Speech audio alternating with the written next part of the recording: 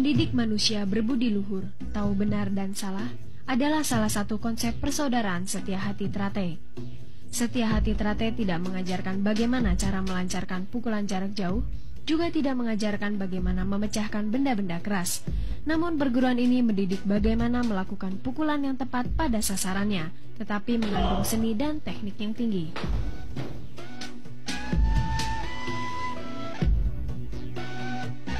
Untuk bergabung ke Setia Hati Trate tidaklah sulit. Usia 9 tahun, sehat lahir batin sudah dianggap sah untuk perguruan ini. Sabuk polos meningkat ke sabuk merah muda dan hijau merupakan jenjang yang mesti ditempuh para anggota pemula, yang disebut dengan calon warga sebelum masuk menjadi warga.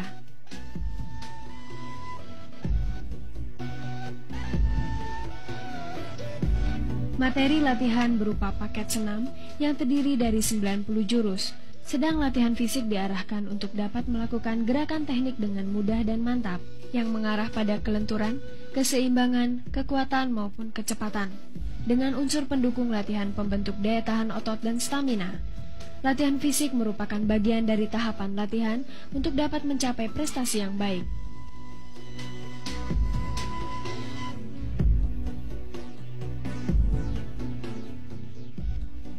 Jika pesilat mempunyai kondisi fisik yang baik, akan dapat mengembangkan prestasi di bidang teknik dan taktik.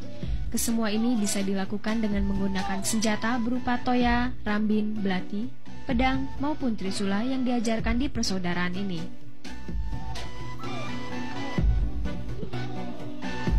Melalui masa latihan selama 6 bulan untuk tiap sabuk, calon warga ini telah melampaui sabuk hijau akan berakhir di tingkatan sabuk putih. Maksudnya setelah sekian lama berlatih dan digembleng di Setia Hati Trate, diharapkan para anggota mempunyai hati yang putih dan bersih.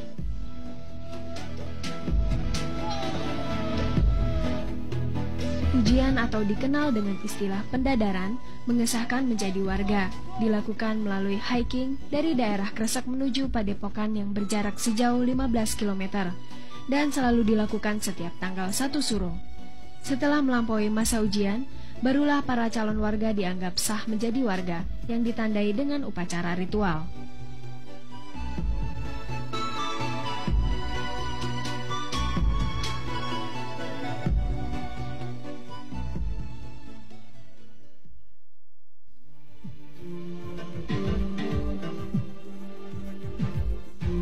Persaudaraan Setia Hati Trate. Nama organisasi ini menggunakan kata persaudaraan, bukan perguruan. Ini melambangkan bahwa hubungan batin atau jalinan kasih antar sesama warga yang tergabung di dalamnya adalah layaknya hubungan persaudaraan antar manusia dengan manusia berasal dari satu kandungan.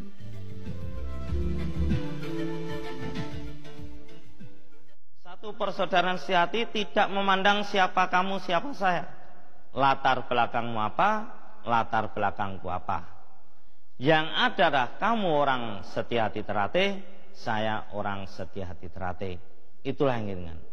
Yang berbicara dari hati ke hati, sehingga persaudaraan ini akan utuh, satu sama lain akan saling memerlukan, dan satu sama lain pun menyadari kekurangan masing-masing, maka kekurangan itu ditutup oleh saudaranya yang lain pula. Hubungan persaudaraan yang kekal abadi tidak memandang derajat, agama, suku, ataupun ras. Persaudaraan dalam Setia Hati Trate adalah persaudaraan yang tetap berpedoman pada tata krama dan sopan santun sesuai dengan adat dan budaya bangsa.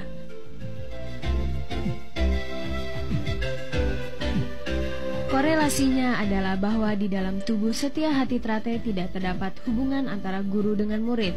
Yang ada hanyalah hubungan antara saudara dengan saudara, di mana saudara yang lebih muda menghargai saudara yang tua. Begitu sebaliknya, saudara tua harus menyayangi saudara yang lebih muda.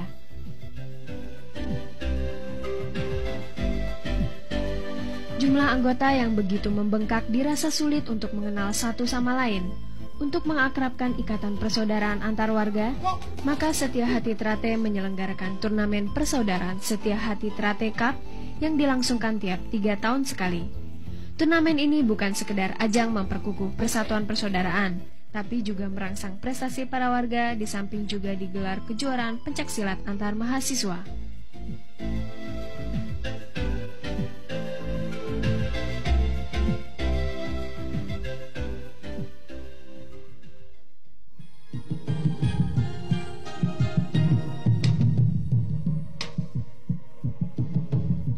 Dari sekian banyak atlet-atlet berprestasi di perguruan ini adalah Sutrisno. Pemuda kelahiran Magetan 25 Agustus 29 tahun yang lalu mulai mengukir prestasi pada tahun 1989 di tingkat DKI.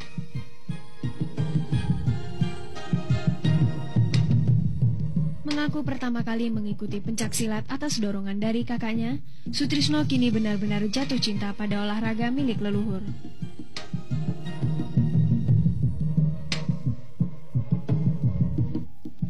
Pemuda yang baru saja mengakhiri masa lajangnya menjelang PON 14 lalu, kini menjadi salah satu andalan tim pencaksilat Indonesia di berbagai event. Namun, bagaimanakah pandangan Sutrisno terhadap perguruan yang telah membesarkannya?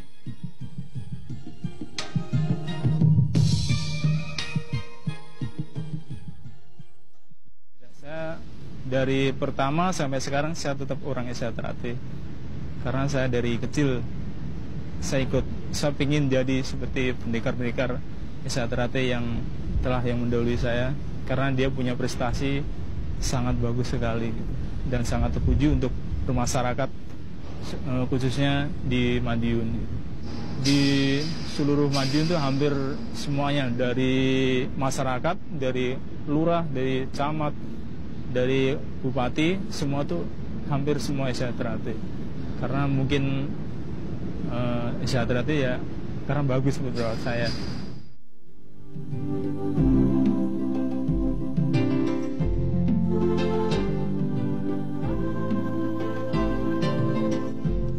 Berbagai event besar telah diikuti dengan hasil yang cukup membanggakan, mulai dari tingkat kejurnas, PON, bahkan kejuaraan dunia. Siapa sangka dari kota kecil Madiun telah lahir pesilat yang membawa harum nama bangsa.